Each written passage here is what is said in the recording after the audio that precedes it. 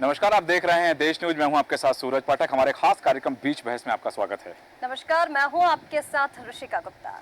आज हम बात करने वाले हैं अपने इस खास कार्यक्रम में एक ऐसे मुद्दे को लेकर के जिस मुद्दे को लेकर के लोकसभा चुनाव के तीसरे चरण के बाद हवा देना शुरू किया गया। वो मुद्दा था संविधान का, वो मुद्दा था आरक्षण का।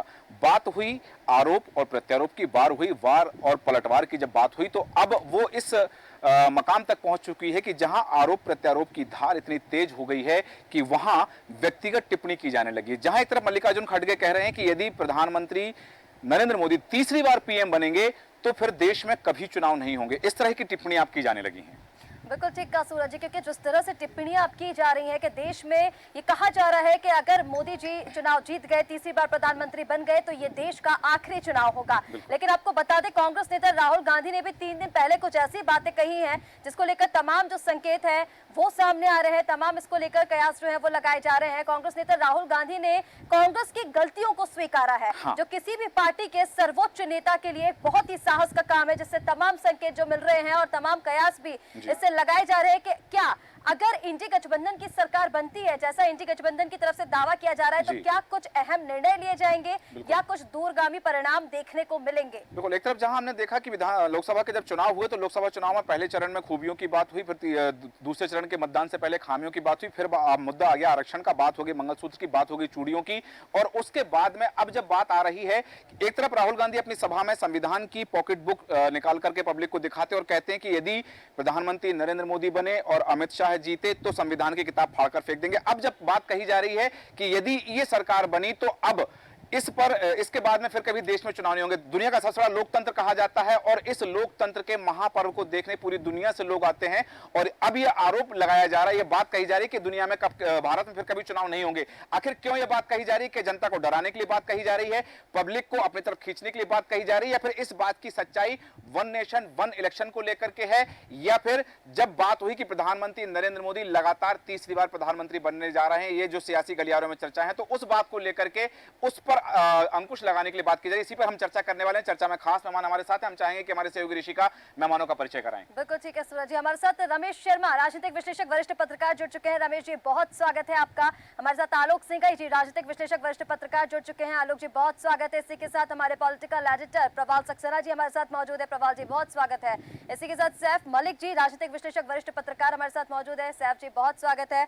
और संदीप पाठक, राजनीतिक विश्लेषक, वरिष्ठ पत्रकार हमारे साथ मौजूद है। संदीप जी, बहुत स्वागत है आपका। आप सभी मेहमानों का स्वागत करते हुए रमेश शर्मा जी, चर्चा की शुरुआत आपसे करना चाहूंगा कि मल्लिकार्जुन खड़गे कह रहे हैं कि यदि तीसरी बार प्रधानमंत्री नरेंद्र मोदी बने तो देश में फिर कभी चुनाव नहीं होंगे। आखिर इसके पीछे क्या वजह है? देखिए, मोटे तौर पर इसके पीछे केवल जनता को डराना और जनता को डरा करके अपनी ओर जनमत को करना, ये लगभग इसका उद्देश्य होता है। चुनाव मान करके चलिए कि चुनाव कोई खत्म नहीं कर सकता। एक बार यदि आपातकाल में चुनाव टाले भी गए थे तो वो केवल साल 1.5 साल के लिए चुनाव टाले गए थे। 71 में लोकसभा के चुनाव हुए तो वो 76 में होना थे, केवल 1 साल बढ़ा, 77 में हो ही गए थे। मतलब भारत में चुनाव कोई खत्म नहीं कर सकता। वो अलग बात है कि अचानक कोई बड़ी ऐसे कम्युनिस्ट टाइप कोई क्रांति हो जाए। और भारत में भी अगर केरल में कम्युनिस्ट पार्टी आई तो वो भी चुनाव नहीं रोक पाए। केवल जो कम्युनिस्ट देश रहे हैं, वहाँ रूस में, चीन में, वहाँ कुछ समय के लिए चुनाव बदले, बाद में उन्होंने भी चुनाव की प्रक्रिया को, ठीक है कि उनकी प्रक्रिया दूसरी है, तो जहां राजशाही है वहां को अगर छोड़ दें तो चुनाव कभी कोई नहीं टाल सकता। ये बयान जो है बहुत ही हास्यास्पद है, और ये मुझे लग रहा है कि ये एक प्रकार से असत्य की पराकाष्ठा है कि जिस प्रकार से उन्होंने कहा है कि इसको चुनाव। दूसरा, संविधान की अगर बात करें तो मोटे तौर पर संविधान को भी कोई खत्म नहीं कर सकता। यदि मान लीजिए मोदी के मन में चुनाव ना कराने की बात होती तो नया संसद भवन क्यों बनाते? तो कुल मिलाकर के एक चुनाव और एक जो आपने कहा कि एक वन नेशन वन इलेक्शन की बात है, तो जब से स्वतंत्रता मिली 67 तक सारे चुनाव एक साथ होते रहे थे, लोकसभा के भी और विधानसभा के एक साथ हुए। बाद में चूंकि दल बदल हुआ, उत्तर प्रदेश से शुरू हुआ और इसमें समृद्ध सरकारें बनी, तो उसमें राज्यों के चुनाव और लोकसभा के चुनाव अलग अलग होने लगे। फिर समय के साथ 80 के बाद जो विधानसभाएं भंग की, खासतौर से, और फिर जो 91-92 में ढांचा करने के बाद जो विधानसभाएं भंग की, उससे कहीं ना कहीं चुनाव का बिखराव आया, उसमें खर्च भी ज़्यादा बढ़ता है। तो यदि लोकसभा विधानसभा के चुनाव पूरे देश में एक साथ होते हैं तो उसमें सरकारों को काम करने का मौका भी मिलेगा और पैसा भी उस तरह बचेगा। तो कुल मिलाकर के ये बयान बहुत हास्यास्पद है। इस लोकसभा के चुनाव में एक और बात सूरज जी देखने को मिल रही है, इसमें राजनीतिक दल अपनी बात कम कर रहे हैं, दूसरे पर बेमतलब के आक्षेप ज्यादा लगाए जा रहे हैं। स्वतंत्रता के इतने वर्षों बाद अगर चुनाव हो रहे हैं तो मैं समझता हूँ परिपक्वता आनी चाहिए, गरिमा आनी चाहिए, मुद्दे की बात होना चाहिए और मुद्दे की बात भी धीर गंभीर होना चाहिए। उसके बजाय इस तरह की बात कि संविधान खत्म हो जाएगा और ये होगा, इस तरह की बात हास्यास्पद है। ये बिल्कुल सही कहा आपने कि ये हास्यास्पद है। बिल्कुल ठीक कह रहे हैं रमेश शर्मा जी। जिस तरह से आपने बताया कि ये जो बयान आया है हास्यास्पद तो है ही, लेकिन जिस तरह से अभी खड़गे ने कुछ ही दिन पहले एक इंटरव्यू में ये कहा है कि एनडी गठबंधन की सरकार इसलिए बनने जा रही है क्योंकि प्रधानमंत्री नरेंद्र मोदी व्यक्तिगत टिप्पणियां कर रहे हैं आम मुद्दों से हटकर, बेरोजगारी महंगाई के मुद्दों से हटकर, इसलिए ये जो चुनाव है जनता लड़ रही है और जनता एनडी गठबंधन को सरकार के रूप में चुन रही है। ये दावा एनडी गठबंधन की सरकार कर रही है। लेकिन क्या संदीप पाठक जी, अगर एनडी गठबंधन की सरकार बन जाती है तो जिस तरह से राहुल गांधी ने बयान दिया है कि कांग्रेस ने कुछ गलतियां पिछले समय में की हैं, एक बहुत बड़ा बयान उनका मंडल कमीशन रिपोर्ट को लेकर भी हम मान सकते हैं, क्योंकि जातिगत जनगणना कराने को वो मिशन बता रहे हैं। कहीं ना कहीं जिस तरह से जातिगत जनगणना की वो बात कर रहे हैं तो वो ये मान रहे हैं कि मंडल कमीशन जो दबाया गया उसका मलाल उन्हें है, और कहीं ना कहीं अगर सरकार आ जाती है, राहुल गांधी के नेतृत्व में ये सरकार बनती है, तो जो जाति व्यवस्था अभी है उसको खत्म करने के लिए कड़ा कानून बनाया जाएगा एनडी गठबंधन की तरफ से। ठीक कह रहे हैं। इस समय जो चुनाव की प्रक्रिया में भय का भूत चल रहा है, और जहाँ तक राहुल गांधी ने जो बात कही है और जातिगत जनगणना को लेकर, तो वो मुद्दा तो मंडल कमीशन के समय से चला आ रहा था और इस समय कांग्रेस का वो एक बड़ा स्टैंड है जी, तो उस पर वो कायम है। उसके रिफ्लेक्शंस भी कांग्रेस को फेवर ही कर रहे हैं कुल मिला जी। और इन बयानबाजियों में उनका जहाँ तक कहना है कि राहुल गांधी जी का, और इसका पूरा ये जो बचे हुए चरणों में, क्योंकि अभी वहाँ की जो उनकी प्रेस कॉन्फ्रेंस जिस तरीके से हो रही हैं और जो आरोप प्रत्यारोप लग रहे हैं, और मुद्दे की बात तो मुझे ये लगती है कि ये जो बयानबाजी का जो इनकी फायरिंग है, ये लक्ष्य पे नहीं पहुंचने के कारण दोनों जगह मिसफायर हो रहा है। और मिसफायरिंग होने के कारण, और मिसफायर तो हो रहा है वहां तक भी सब ठीक थी, अब तो बैकफायर होने लगा है। अच्छा, तो इसलिए मुझे ऐसा लगता है कि इस बयानबाजी में जो इनका स्टैंड है वो सही है, और उसका फायदा अल्टीमेटली उनको मिलेगा। सरकार बनेगी कि नहीं बनेगी ये कहना तो अभी मुश्किल है, पर वो 4 जून को ही पता लग पाएगा कि क्या होना है। पर इस स्थिति में भाजपा की को जवाबदेही तो थोड़ी सी चिंतित कर ही रही है। ये मेरा बिल्कुल सही कहा कि यहाँ भारतीय जनता पार्टी की जो जवाबदेही है वो जवाबदेही जनता के प्रति है, क्योंकि पिछले 10 सालों से भारतीय जनता पार्टी सरकार में है और केंद्र सरकार चलाते हुए जनता के प्रति जवाबदेही तो बनती है। लेकिन यहाँ सबसे बड़ा सवाल ये आता है, आलोक सिंघई जी, मैं जानना चाहूँगा आपसे कि बात वही जैसा रमेश शर्मा जी ने कहा कि इस तरह की जो बयानबाजी हो रही है वो हास्यास्पद है कि जनता को डराया जा रहा, संविधान खत्म हो जाएगा, चुनाव नहीं होंगे इसके बाद फिर कभी, और जैसा कि पाठक जी ने भी जो बात कही कि वो सेल्फ गोल करने की स्थिति में है, मिसफायर हो रहा है, तो उस मिसफायर के चलते हो ये रहा है कि वो जो विपक्ष पर हमला करने की कोशिश कर रहे हैं वो उनके खिलाफ ही बातें चली जाती हैं। तो ऐसी स्थिति में जो बहुत गंभीर बात कही है शर्मा जी ने कि ये चुनाव में गंभीरता दिखनी चाहिए थी, चुनाव की एक डिग्निटी दिखनी चाहिए थी, क्योंकि आजादी के 7 दशक बीत जाने के बाद जब चुनाव मैदान में है राजनीतिक दल, और भारत में 2 दलीय व्यवस्था मुख्य रूप से हम देखते हैं, क्षेत्रीय दलों की बात आदि छोड़ दें, तो ऐसी स्थिति में क्या इस तरह की बातें कि यदि ये सरकार बनेगी तो कभी चुनाव नहीं होंगे, ये सरकार बनेगी तो संविधान फाड़ देंगे, ये सरकार बनेगी तो ऐसा नहीं होगा, ये सरकार बनेगी तो ऐसा हो जाएगा, क्या वास्तव में ये इस 2024 के लोकसभा चुनाव की गरिमा है? बिल्कुल सूरज जी, जिस तरीके से ये बात कही गई है बड़ी आधारहीन है। अब आप ये देखें, भारत के डीएनए में लोकतंत्र है, और लोकतंत्र को कोई खत्म नहीं कर सकता। जिस तरीके से वैश्विक परिदृश्य में भारत लोकतंत्र के आधार पर लीड कर रहा है, वैसे में कोई क्यों खत्म करेगा, और किसी तरीके से भी जो है कोई संकेत भी नहीं दिख रहे। हाँ, ये जरूर है कि जिस तरीके की राजनीति आजादी के बाद से भारत में चल रही थी, वो राजनीति जरूर खत्म हो जाएगी, खास तौर से कांग्रेस की। कांग्रेस जिस फिलॉसफी पे काम करती है, गरीब की बात करती है, और गरीबी कभी दूर नहीं हो पाती उससे। लेकिन भारतीय जनता पार्टी अमीरी की बात करती है और गरीबी दूर करने का लक्ष्य लेके चलती है। तो जब पैसा होगा तभी ना गरीबी दूर कर पाओगे। तो ये जो है, ये फिलॉसफी जरूर खत्म हो रही है। और जिस तरीके से कांग्रेस अपनी बात कहती जा रही है जातिगत जनगणना के आधार पर, या आप ये देखें भारतीय जनता पार्टी ने 4 वर्ग बनाया, उसमें जाति नहीं बनाया, गरीब नहीं बनाया, उनने कहा मजदूर, उनने कहा किसान, उनने कहा महिला के साथ में युवा। तो ये 4 वर्ग जो बनाए, 4 वर्ग टारगेटेड है, नौकरी जिसको मिले उसको लाभ मिलना चाहिए, उसको इंसेंटिव मिलना चाहिए। ये लक्ष्य लेके जो भारतीय जनता पार्टी जो काम कर रही, आप इससे अच्छा कोई सॉफ्टवेयर लेके आते तो काम चलता। लेकिन आप जो है वही पुरातनपंथी धारणा पे चल रहे हो कि गरीबी दूर करेंगे, गरीब को देंगे, मुफ्त देंगे, 8,500 रुपए खाते में डाल देंगे, 1 लाख रुपए घर घर में महिला को देंगे। ये जो चीज है, ये जो खैरात बांटने वाली राजनीति है, इसका जरूर अंत होने जा रहा है। ये राजनीति आपको दोबारा नहीं मिलेगी देखने, देख लीजिए आराम से। क्यों? क्योंकि अब जो है, अब पूंजी के उत्पादन में जब शरीक हो जाएंगे सारे लोग, सारे लोगों के लिए बाकायदा, भाई आप जो कहते हैं 140 करोड़ लोग हैं। क्षमा चाहूंगा, आपको रोक रहा हूं कि आपने एक बात कही कि ये जो चीजें हैं लखपति बनाने वाली, करोड़पति बनाने वाली, खत्म हो जाए, क्योंकि 1982 से ये जो फ्रीबीज शुरू हुआ था 2 किलो चावल देने से, तो आपको लगता है कि ये अंत की ओर है? बिल्कुल अंत की ओर है। 140 करोड़ लोग कहते हैं कि 140 करोड़ की आबादी है, हमें इसके पालन की व्यवस्था करना है, इसकी गरीबी दूर करना। अरे नहीं भाई, 140 करोड़ तो है, ये आपके पास में हैंड से इतने ज्यादा। ये ऊर्जा है आपके पास में, इस ऊर्जा का आप उपयोग करें, खैरात बांटने की आपको जरूरत ही नहीं पड़ेगी। तो ये राजनीति का जरूर अंत हो जाएगा। तो खड़गे जी का आशंका बिल्कुल ठीक है। उनकी आशंका है कि तो कांग्रेस यदि इस तरीके की विचारों से चिपकी रहेगी तो इसका भी अंत हो जाएगा। तो ये अंत हो सकता है, कोई दूसरी पार्टी का उदय होगा, भाजपा का नया वर्जन खड़ा हो सकता है, लेकिन कांग्रेस का वर्जन आपको देखने नहीं मिलेगा। ठीक है, बिल्कुल सही कहा कि भारतीय जनता पार्टी का नया वर्जन सामने आ सकता है, क्योंकि चुनाव होंगे तो विपक्ष का होना भी अनिवार्य है। ऐसी स्थिति में आपने कहा कि कांग्रेस का नया वर्जन सामने नहीं आ पाएगा, क्योंकि कांग्रेस की वर्तमान जो स्थिति है उस स्थिति को लेकर के सियासी गलियारों में ये बात कही जा रही है। भारतीय जनता पार्टी और भारतीय जनता पार्टी से लगे हुए दल तो कह ही रहे हैं कि कांग्रेस जो है पतन की ओर है। बिल्कुल ठीक कह रहे हैं सूरज जी, लेकिन पूंजीपतियों को लेकर यहाँ पर एक जो बात कही गई है, पूंजीपतियों को लेकर हम देख रहे हैं कांग्रेस जो है वो लगातार हमलावर है।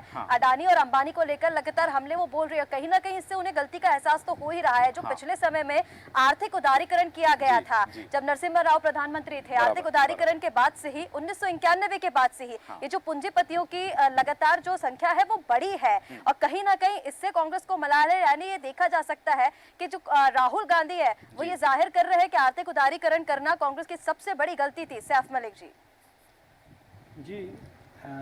उदारीकरण का जहाँ तक सवाल है, वो मनमोहन सिंह जी ने भी उसमें काफ़ी कदम आगे बढ़ाए थे, लेकिन वर्तमान सरकार ने उदारीकरण के नाम पर जो प्राइवेटाइजेशन किया है वो ठीक नहीं है। उससे देश को बड़ा नुकसान हुआ है। और जो जिस चर्चा पर आज हम इकट्ठा हुए हैं कि देश में चुनाव आगे होंगे कि नहीं होंगे, उसी परिप्रेक्ष्य में मैं ये कहना चाहता हूँ कि इस बयान का अर्थ सीधे सीधे ये नहीं है कि चुनाव नहीं होंगे। जहाँ तक मेरा मानना है, इस चुनाव में बहुत सारी चीज़ें ऐसी देखने को मिल रही हैं जो इससे पहले कभी नहीं हुई। हमारे सामने सूरत का उदाहरण है, हमारे सामने खजुराहो है, हमारे सामने इंदौर का उदाहरण है। अरुणाचल प्रदेश में 10 विधायक निर्विरोध चुन के आ गए हैं। तो ये सब चीज़ें जो दर्शा रही हैं वो इसी ओर इंगित हो रहा है, इशारा यही हो रहा है कि इस तरह की चीज़ों को आगे बढ़ावा कर दिया गया तो मतदाताओं का जो अधिकार था, जैसे इंदौर में हक छीन लिया गया एक तरह से चुनने का, सूरत में तो बिल्कुल निर्विरोध ही जीत गए, कोई वोट डालने जाएगा ही नहीं। तो ये लोकतंत्र के हिसाब से ये चीज़ें जो हो रही हैं ये बिल्कुल गलत हैं। और जो खड़गे जी का बयान है, मैं उससे सहमत तो नहीं हूँ कि चुनाव नहीं होंगे। जैसा हमारे साथियों ने भी कहा, चुनाव तो होंगे, लेकिन उसका जो स्वरूप बदला जा रहा है वो इसकी शुरुआत इस चुनाव में कई चीज़ों में सामने आ चुकी है। और इससे लगता है कि ये चीज़ों को अगर और आगे बढ़ावा दिया तो निष्पक्ष चुनाव होना बड़ा मुश्किल हो जाएगा। फिर किसी तरह दबा करके, डरा करके प्रत्याशियों को बिठाया जाएगा और अपनी मर्जी के हिसाब से चुनाव कराए जाएंगे। सैफ मलिक जी, अब सवाल यहाँ पर ये भी उठता है कि राजनीतिक दल जब इस तरह की टिप्पणियां कर रहे हैं, चुनावी परिदृश्य बदलने की शुरुआत किसकी तरफ से हुई? सैफ मलिक जी देखिए, चुनावी जो बदलने का शुरुआत हुई है वो मोदी जी की तरफ से हुई है। सबसे पहले तो उन्होंने 400 पार से अपना कैंपेन शुरू किया था, लेकिन धीरे धीरे जब कैंपेन आगे बढ़ा और उनको लगा कि हमारे हालात जो हैं इससे मामला हमारा, तो उन्होंने अपने कार्यकर्ताओं को एक लक्ष्य दिया था। देखिए, शुरू की सभाओं में भी उन्होंने बोला है, जगह जगह उन्होंने भाषण भी लगाए, लोगों से नारे लगवाए हैं। ऐसा नहीं है कार्यकर्ताओं के लिए नहीं है, वो एक नैरेटिव बनाना चाह रहे थे ताकि दूसरे दल हताश हों और उनको लगे नहीं साहब भाजपा की तो आ ही रही है। तो शुरुआत वहां से हुई थी। लेकिन आज जिस स्थिति पर चुनाव पहुंच चुका है, व्यक्तिगत आक्षेप लग रहे हैं और धर्म की बातें हो रही हैं, तो चुनाव की दिशा बदल गई है। बिल्कुल। तो शुरुआत तो मोदी जी ने की है। हाँ, जैसा कि आपने कहा कि इसकी जो शुरुआत हुई है वो प्रधानमंत्री नरेंद्र मोदी के द्वारा की गई है, लेकिन यहाँ चुनाव की दिशा जरूर बदल गई। लेकिन जैसे हम देखते जा रहे हैं कि हर चरण में एक नई बात हमारे सामने आती है और राजनीतिक विश्लेषक देवदत्त दुबे जी हमारे साथ जुड़े हैं। देवदत्त जी, बहुत स्वागत है आपका देश न्यूज में। और अभी के पास आ रहा हूं सीधे कि जहां हम चर्चा कर रहे हैं कि चुनाव के बयार की, चुनाव में तमाम तरह की चीजें आई हैं। जिस विषय पर हम चर्चा कर रहे हैं कि मल्लिकार्जुन खड़गे कह रहे हैं कि यदि तीसरी बार प्रधानमंत्री नरेंद्र मोदी बने तो देश में फिर कभी चुनाव नहीं होगा। दूसरी तरफ यदि हम बात करें तो जो शिराज तरार है वो ये कह रहे हैं, जो पाकिस्तानी मूल के हैं, वॉशिंगटन में रहते हैं, अमेरिकी उद्योगपति हैं, वो कह रहे हैं कि प्रधानमंत्री नरेंद्र मोदी केवल भारत के लिए नहीं बल्कि पूरी दुनिया के लिए अच्छे व्यक्ति हैं, अच्छे नेता हैं। और उन्होंने कहा कि काश ऐसा नेता, प्रधानमंत्री नरेंद्र मोदी जैसा नेता पाकिस्तान में होता जो उचित निर्णय ले पाता। एक तरफ जहां पाकिस्तानी मूल के अमेरिकी व्यापारी, प्रसिद्ध व्यापारी हैं, वो प्रधानमंत्री नरेंद्र मोदी की तारीफ कर रहे हैं, दूसरी तरफ भारत के विपक्षी दल के नेता कह रहे हैं कि प्रधानमंत्री नरेंद्र मोदी अकर्मण्य हैं। देखिए, आजकल तारीफ और आलोचना जी, प्रिय हित लाभ की दृष्टि से होने लगी है। समाज, देश इसके ध्यान में रखते हुए कि इससे हमारे कहने से क्या आशय होगा, इसको ध्यान में रखकर कम। जी। इसी कारण है कि इस तरह की बयानबाजी हो रही है। 2024 का लोकसभा चुनाव हमेशा याद रहेगा कि अभी तक तो राजनीतिक दल एक दूसरे पर आरोप लगाते थे कि इसके शासन में भ्रष्टाचार है, यहाँ बेरोजगारी बढ़ी, यहाँ महंगाई बढ़ी। लेकिन इस बार एक नया मामला देखने को मिला कि देश के लिए खतरा, ये दल जीता, सरकार में आया तो देश के लिए खतरा, कोई संविधान के लिए खतरा, कोई देश के लिए खतरा। ये क्या है? ये पराकाष्ठा है, जो जीत की लालच है, जो चाहत है, उसकी ये पराकाष्ठा है कि हमें हर हाल में सत्ता में रहना है। ऐसी कौन सी चाशनी है, ऐसा कौन सा वो है, ऐसा कौन सा आपका वो ध्येय पूरा होना जिसके लिए आप इतना कर रहे हैं? यदि आप में है तो जनता तो खुद चुनेगी। उसके लिए देश का माहौल न बिगाड़ा जाए, कम से कम उन मुद्दों पर ध्यान दिया जाए जो मानव मूल्यों की रक्षा करता हो, जो मानव की रक्षा करता हो, जो समाज और देश को मजबूत करता हो। लेकिन जिस तरह से स्वार्थीपना लोगों में घुस गया है, सच बात कहने की हिम्मत नहीं बची है और ऐसा झूठ का आडंबर रचा जा रहा है कि मुझे समझ में नहीं आता कि क्यों। जब इंदिरा गांधी ने इमरजेंसी लगाई थी तब भी लोग कहते थे कि चुनाव नहीं होंगे। चुनाव हुए ना, कोई चुनाव देश में नहीं रोक सकता। ये ताकत नेता समझते कि इनकी है, ताकत जनता की है। इस देश की जो 140 करोड़ जनता है, वो जो चाहेगी वो होगा, वो चुनाव चाहेगी, चुनाव होगा। क्योंकि ये किसी दल का नहीं, और कोई दल क्यों नहीं चाहेगा कि चुनाव हो? जो लगातार जीत रहा है वो तो चाहेगा चुनाव हो, हम जीते सत्ता में। ये सब क्या है? बेबुनियाद आरोप। जब आपके पास कोई मुद्दे नहीं बचते, आपके पास जीतने का कोई विकल्प नहीं बचता, तब इस तरह के आरोप लगते हैं। मुझे लगता है कि आज जिस तरह से दूर से ही कुर्ता पजामा पहने व्यक्ति को देख के लोग व्यंग्य करने लगे कि नेताजी आ रहे हैं, यदि आज भी नेताओं ने अपना चरित्र नहीं सुधारा, आज भी यदि हकीकत के करीब नहीं आए, तो कुछ दिन में लोग पत्थर भी मारने लगेंगे। क्योंकि आपके ऊपर भरोसा है, आपके ऊपर जिम्मेदारी है कि आप देश का नेतृत्व करें और विपरीत परिस्थितियों में देश की जनता की, जनार्दन की रक्षा करें। और आप इस तरह की बयानबाजी करेंगे जिससे समाज टूटे, देश के नागरिकों का मनोबल टूटे, तो मुझे लगता है ये कहीं से भी एक राजनीतिक धर्म नहीं है। ये केवल एक है कि हमें सत्ता में रहना है, कैसे भी रहना है। ये जो जीत की चाहत है, ये जब तक कम नहीं होगी, जब तक समाज और देश की चाहत बलवती नहीं होगी, तब तक इस तरह के बयान आएंगे। अन्यथा इतने नेता हुए हैं जिन्होंने कभी चुनाव नहीं लड़ा या लड़े और हार गए, लेकिन उन्होंने अपने कभी सिद्धांतों से समझौता नहीं किया, कभी बयान ऐसे नहीं दिए जिससे समाज या देश का नुकसान हो। लेकिन ये जो प्रतिस्पर्धा है, ये वाकई में इसका अंत जनता ही करेगी। कुछ दिन इंतजार करिए। बिल्कुल ठीक कह रहे हैं देवदत्त जी, क्योंकि जिस तरह से सत्ता की चाहत में हम अनर्गल टिप्पणियां देख रहे हैं, बेहद दुर्भाग्यपूर्ण वो है। रमेश शर्मा जी, आपसे समझना चाहेंगे, अब कांग्रेस अध्यक्ष मल्लिकार्जुन खड़गे ने यह भी कहा कि प्रधानमंत्री नरेंद्र मोदी एम फैक्टर को लेकर चल रहे हैं, यानी मुसलमानों को लेकर उन्होंने बात की, अल्पसंख्यकों को लेकर बात की। लेकिन हमने ये भी देखा है कि कांग्रेस के मन में सदा से ही अल्पसंख्यकों के लिए जो संवेदना रही है, एक सॉफ्ट कॉर्नर कांग्रेस के मन में रहा है। क्या लग रहा है, जिस तरह से अल्पसंख्यकों को आरक्षण देने की बात की जा रही है, तो क्या इंडी गठबंधन ये जनता को बताने की कोशिश कर रही है कि अगर सरकार आ गई तो मुस्लिमों को एक अलग से आरक्षण दिया जाएगा? और क्या एक प्रधानमंत्री के पद पर रहते हुए नरेंद्र मोदी जी को ये व्यक्तिगत टिप्पणियां जो वो कर रहे हैं, ये शोभा देता है व्यक्तिगत टिप्पणियां करना?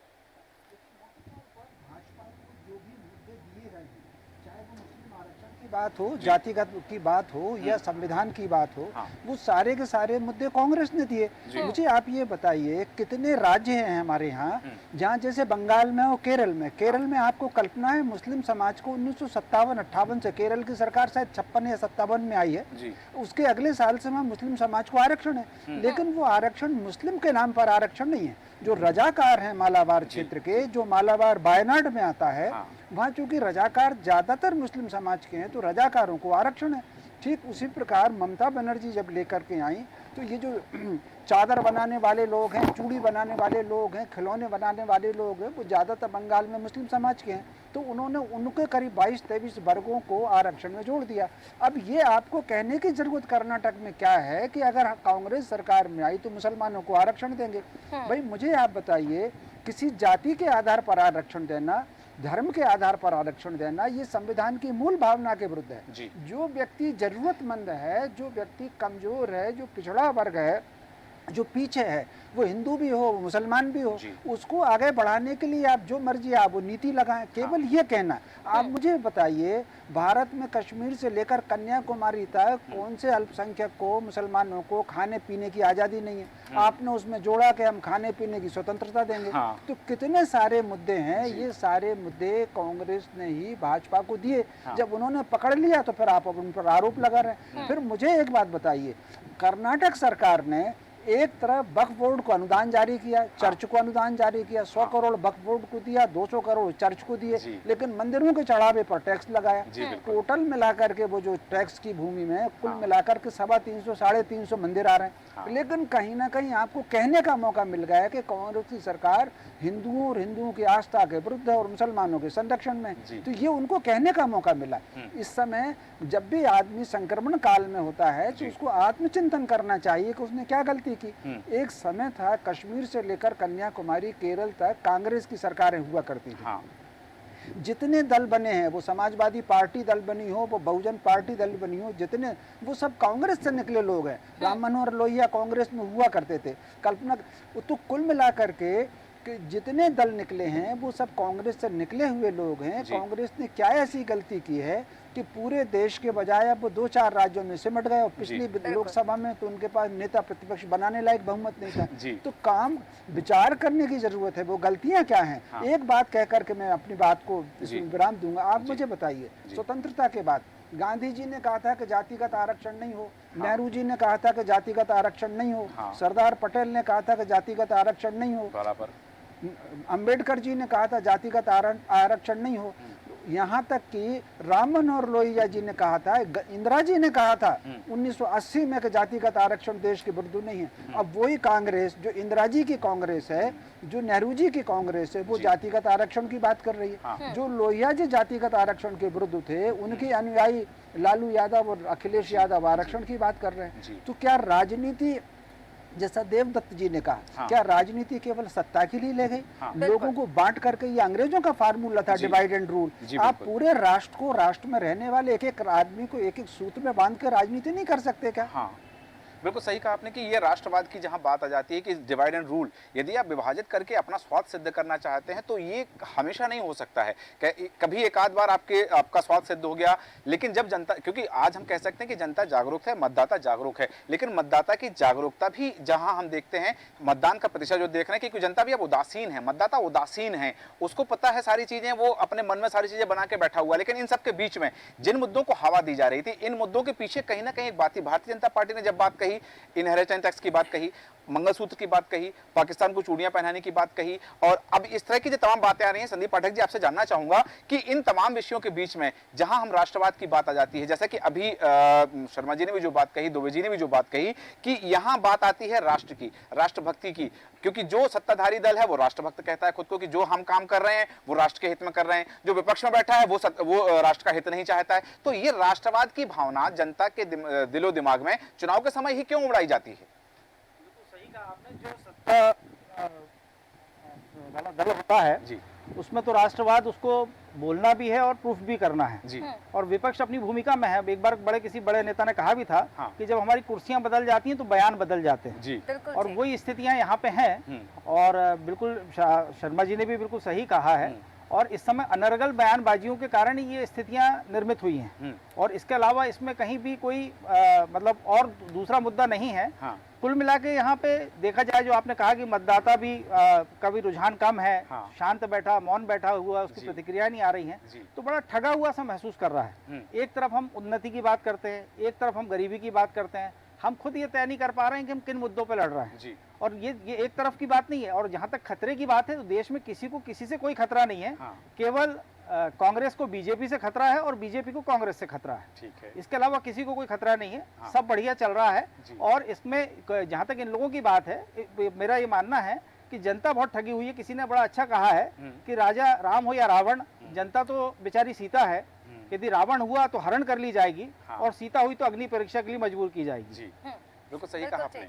जी। संदीप जी, जिस तरह से आपने बताया कि जनता जो है वो सीता की तरह है, यानी रावण अगर हुआ तो हरण कर ली जाएगी। हाँ। और अगर राम जी हुए तो उसका फिर अग्नि परीक्षा बिल्कुल। जनता को देनी पड़ेगी। लेकिन कहीं ना कहीं जिस तरह से ये जो हम बयानबाजी और जो टिप्पणियां देख रहे हैं आप, जिस तरह से देश में चुनाव ही नहीं होंगे ये कहा गया, तो शुरुआत में ही शर्मा जी ने कहा था कि बड़ा ही हास्यास्पद बयान है। लेकिन आलोक सिंघई जी, इंडी गठबंधन कांग्रेस अध्यक्ष मल्लिकार्जुन खड़गे हैं, वो ये कह रहे हैं कि जनता खुद बीजेपी के खिलाफ चुनाव लड़ रही है, क्योंकि जो आम मुद्दे हैं वो बीजेपी ने व्यक्तिगत टिप्पणियां करके गायब कर दी हैं। कहीं ना कहीं ये जो पूरा चुनाव अब हम देख रहे हैं, प्रधानमंत्री नरेंद्र मोदी बनाम राहुल गांधी बन गया है। बिल्कुल जिस तरीके से मल्लिकार्जुन खड़गे बात कर रहे हैं, उनको रिटायरमेंट ले लेना चाहिए। दरअसल में वो समझ ही नहीं पा रहे हैं कि देश किस दिशा में जा रहा है। आप ये देखें कि अभी चाबहार पोर्ट ले लिया किराए से ईरान से, और वर्ल्ड का व्यापार ले लिया बिल्कुल भारत ने।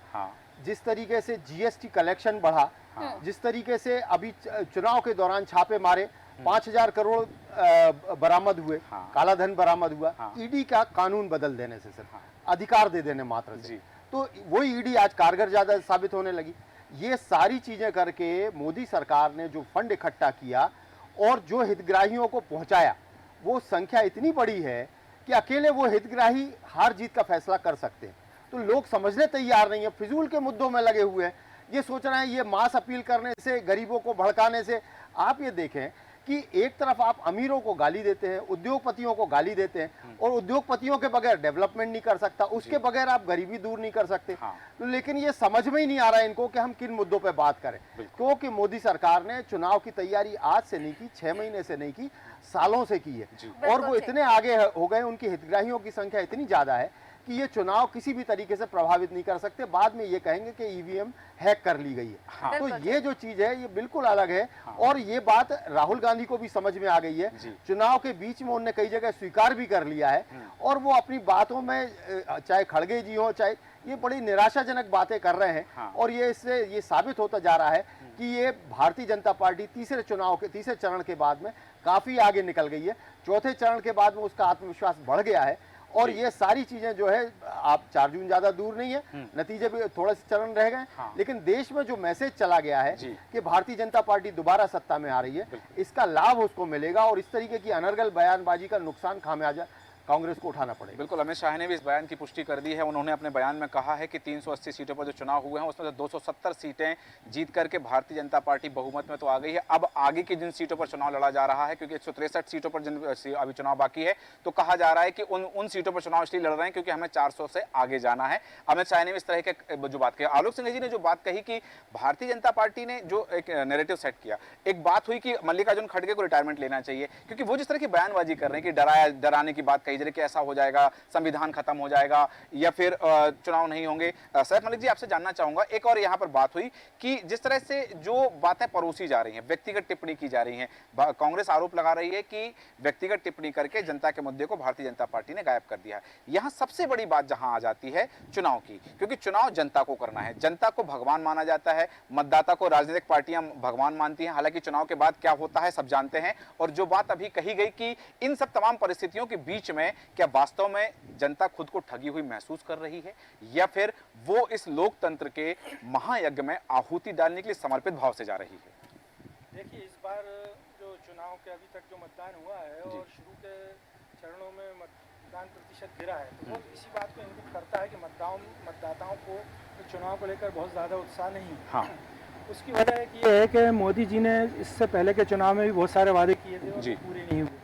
अभी हमारे साथी ने 4 जातियां गिनाई थी, किसान, मजदूर, युवा, महिला।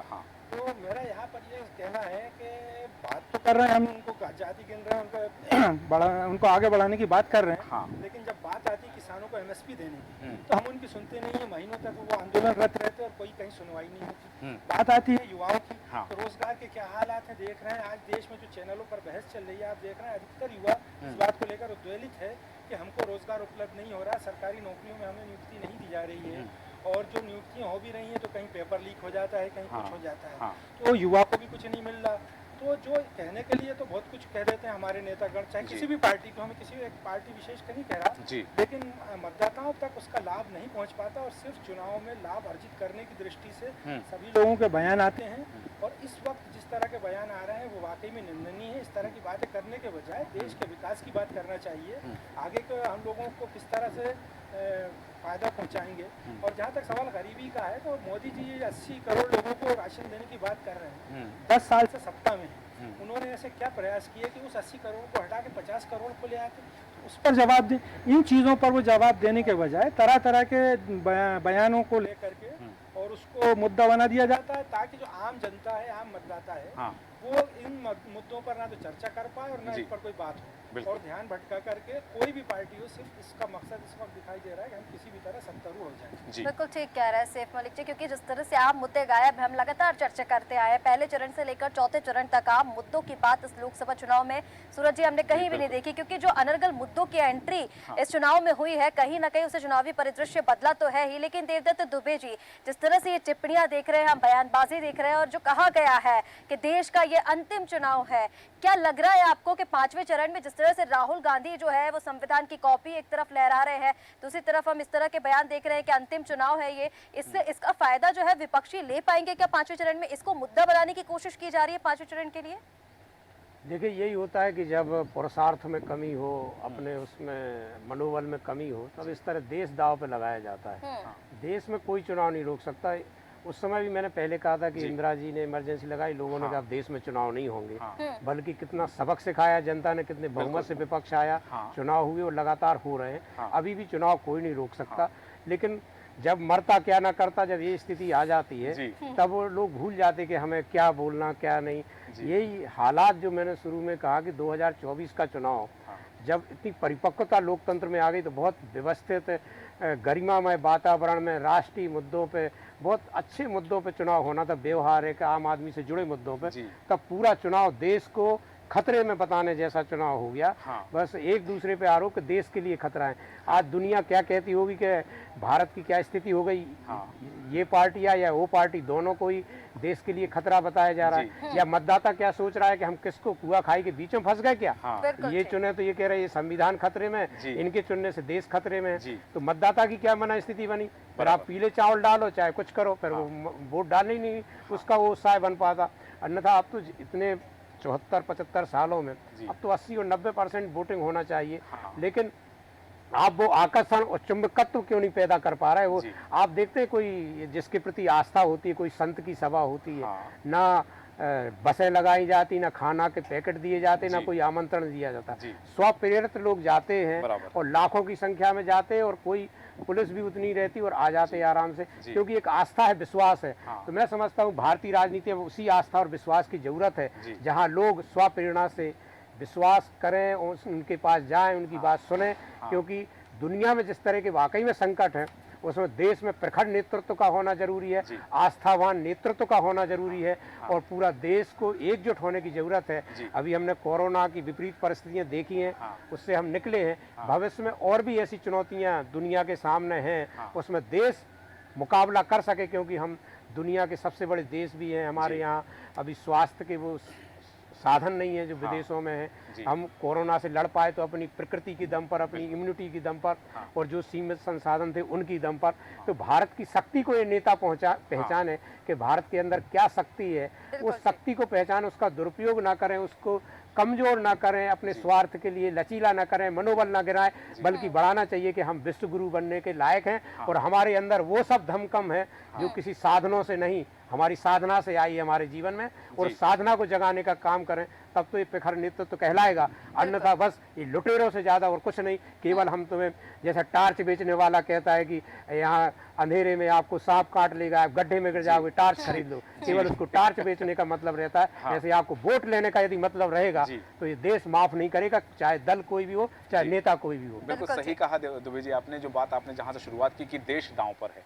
वास्तव में एक तरफ जहां जो चीज बताई जा रही है कि देश दांव पर है, यदि ये राजनीतिक दल आया तो देश के लिए खतरा है, दूसरा कहता है कि वो राजनीतिक दल यदि सत्ता में आया तो देश के लिए खतरा है। वास्तव में देश के लिए खतरा कुछ नहीं है, केवल जैसा कि हमारे मेहमानों ने भी कहा कि एक दूसरे दल एक दूसरे के लिए ही खतरा है, बाकी खतरे की कोई बात नहीं, सभी लोग सुरक्षित हैं, देश में सब कुछ अच्छा चल रहा है। बात हुई प्रखरता की कि साधनों से नहीं, वो प्रखरता साधना से आई है। यहाँ सबसे बड़ी बात ऋषिका जो सामने आती है कि राजनीतिक दलों ने मुद्दों को हवा ही नहीं दी है, और जिन मुद्दों को हवा दी है वो मुद्दे ही नहीं थे। बिल्कुल ठीक कहा सूरज जी, क्योंकि जिन मुद्दों की एंट्री हमने देखा है पहले चरण के बाद से, जो जिन छोड़ा गया है, कभी मंगलसूत्र का, कभी विरासत टैक्स का, कभी हिंदू मुसलमान आरक्षण को लेकर, अब तो यहाँ तक कहा जा रहा है कि देश का ये अंतिम चुनाव है। बेहद दुर्भाग्यपूर्ण है ये, और कहीं ना कहीं साइलेंट वोटर्स को लेकर जिस तरह से हम बात कर रहे थे कि इस बार जनता के मन का पता लगाना बेहद मुश्किल है। 2/3 अब तक मतदान हो चुका है, 5वें चरण का जो मतदान है वो बेहद नजदीक है, लेकिन अब तक ये समझना बिल्कुल इम्पॉसिबल सा होता जा रहा है कि जनता के मन में क्या चल रहा है, क्योंकि कहीं ना कहीं साइलेंट वोटर्स को लेकर जिस तरह से हम पहले बहुत कम बात की जाती थी, लेकिन इस चुनाव में सूरज जी हम ये देख रहे हैं कि साइलेंट वोटर की ज्यादा से ज्यादा बात की जा रही है। जनता किस तरफ है ये समझना बेहद मुश्किल है। बिल्कुल, ये जो मतदाता का मौन है वो मौन मुखरता बन के निकल नहीं पा रहा है, और यही वजह है कि समझना मुश्किल है। हालांकि बिंदु और हैं जिन पर हम चर्चा कर सकते हैं, पर समय हमें अनुमति नहीं देते, इसलिए चर्चा को विराम देंगे। तमाम मेहमानों का, रमेश शर्मा जी, आलोक सिंघई जी, आपका बहुत बहुत धन्यवाद, सैफ मलिक जी आपका धन्यवाद, संदीप पाठक जी, देवदत्त दुबे जी, आप सभी मेहमानों का बहुत धन्यवाद। बात है कि क्या यह देश का आखिरी चुनाव है? यदि ये देश का आखिरी चुनाव है तो फिर यह बात क्यों कही जा रही है? क्योंकि भारत दुनिया का सबसे बड़ा लोकतंत्र है, और लोकतंत्र को खतरा, संविधान को खतरा बता करके क्या कोई अपने पक्ष में मतदान करा सकता है? यदि ऐसा है और जनता इस बात को समझ रही है तो जनता ही जवाब देगी कि वास्तविकता क्या है। हमारे आज के खास कार्यक्रम में इतना ही। बने रहें देश न्यूज के साथ। नमस्कार।